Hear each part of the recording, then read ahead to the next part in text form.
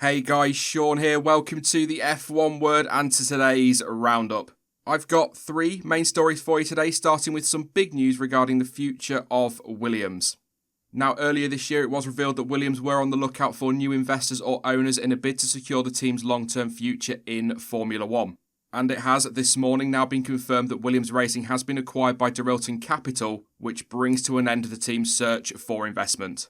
Dorilton Capital, a private investment firm based in the United States, is targeting returning Williams to the very sharp end of the grid and, crucially, has no plans to rebrand the team, meaning it will continue to compete under the name Williams Racing, and moving the team away from its current factory in Grove is also not on the cards.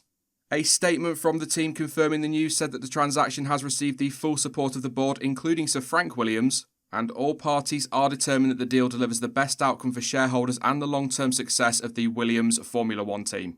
Deputy Team Principal Claire Williams stated, "When we started this process, we wanted to find a partner who shared the same passion and values, who recognised the team's potential and who could unlock its power. In Dorilton, we know we have found people who understand the sport and what it takes to be successful.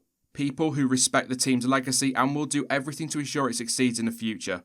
As a family, we have always put our team first. Making the team successful again and protecting our people has been at the heart of this process from the start. This may be the end of an era for Williams as a family-owned team, but we know it is in good hands. The sale ensures the team's survival, but most importantly, will provide a path to success."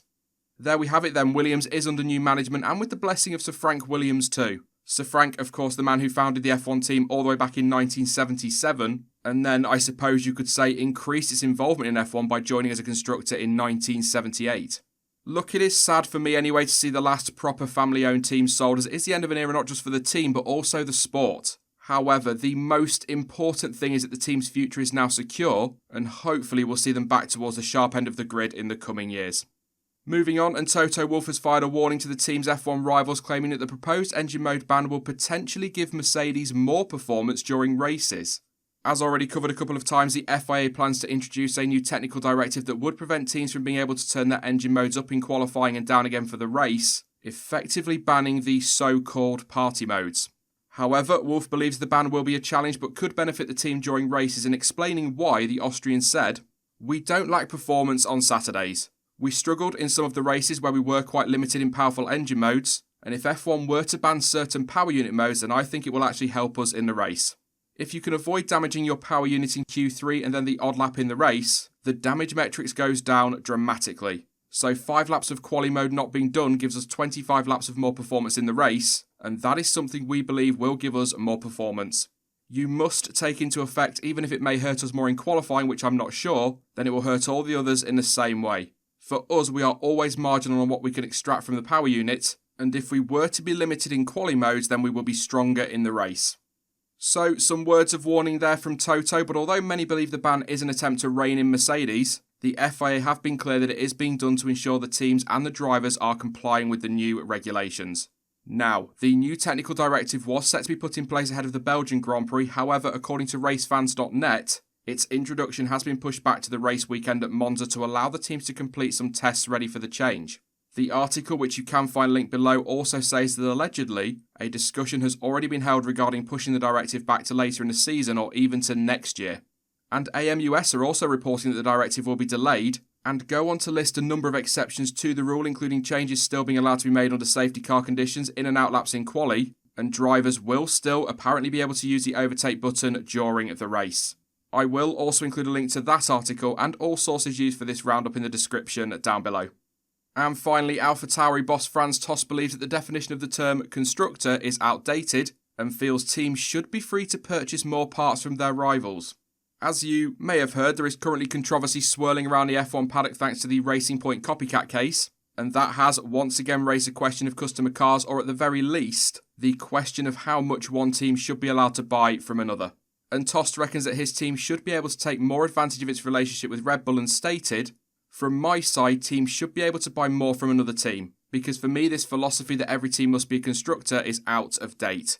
I know all the F1 purists say every team must design everything in-house, but how do you finance everything? We reached such a high level on the technical side, the top teams have such a fantastic infrastructure.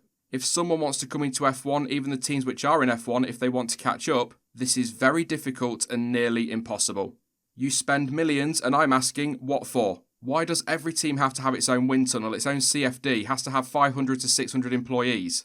Okay, now there is the cost cap coming. Nevertheless, in my opinion, we still spend too much money. Tost went on to add that he still thinks about the early days of Toro Rosso and how they used to buy a 1-year-old car from Red Bull and then race for what he says was a third of the money. It's not all about customer cars though when it comes to Franz Tost, as he has also said that he is a huge fan of F2 driver Yuki Tsunoda, and he expects to see the young Japanese driver racing for AlphaTauri sooner or later. Tsunoda, who finished 9th in last year's F3 Championship, currently sits 4th in the 2020 F2 standings, having picked up 3 podiums including a win at Silverstone, and has impressed his potential future boss and many others to be fair. Will he make it into F1 for 2021? I'm not so sure, we'll have to keep an eye on that one, but it might be something to look out for next year with regards to the 2022 lineup. That is it for today's roundup then, but you can let me know your thoughts on any of the stories featured today down in the comments section. How do you feel about the news regarding Williams? And do you think Yuki Tsunoda is ready to make the leap up to F1? In the meantime though, don't forget that you can of course follow me over on social media, and all of the links you need for that are in the description down below. But as ever, thank you for watching, and hopefully I will catch you again in the next one. Bye bye.